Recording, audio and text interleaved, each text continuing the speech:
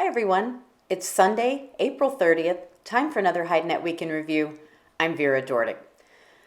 So in the U.S. market this week saw some sellers insisting that prices were leveling off, but when you look at the sales for the week, it's pretty clear that things are still trending downward. Looking at sales of Texas averaging 66 pounds were reported at $24, but by the end of the week, sales were also at $22. In the cow sector, sellers were able to position themselves rather well over the past couple of weeks, so now they can push back against lower bids, so things are relatively steady in that sector. Combined export sales for the week ending April 20th were quite poor at 406,500, and that's down significantly from the week before. Combined shipments dropped by 9%, totaling 489,100. Estimated slaughter for the week ending April 29th was 620,000, and that's just 2,000 head less than the previous week. But for the year-to-date, slaughter is down 3.2%. Turning to Europe, editor Andrea Gabolo says that the market is seeing a general weakening. New orders have yet to be defined and prices are falling again. In the UK and Ireland, prices for the 36 plus kilo British ox are at 83 cents in sterling per kilo. And in Ireland, the price is basically unchanged at 95 cents, but it can also be a couple cents lower. In that country, slaughter is increasing, but sales may not necessarily do the same in the coming weeks.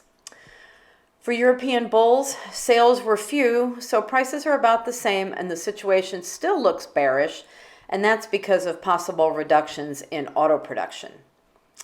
Northern German bull prices, consequently, are unchanged at €1.05 to €1.10 per kilo for the 40 plus kilo selections, but the price of southern hides is still steady.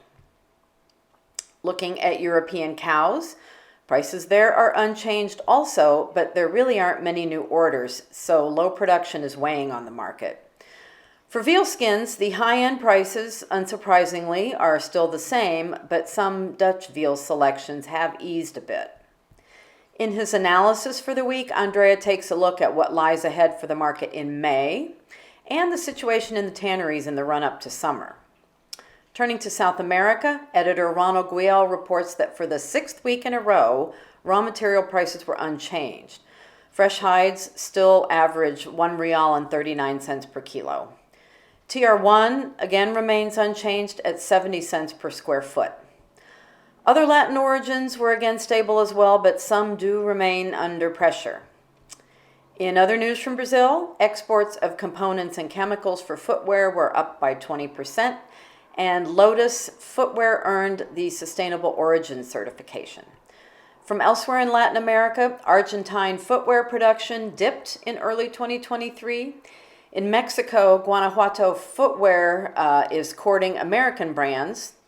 In Paraguay, the leather maquilla exports dropped by 31.4%, and Peru is maintaining its import tariffs on all Chinese footwear. And that is all we have for this week, and until next week, good night from HideNet.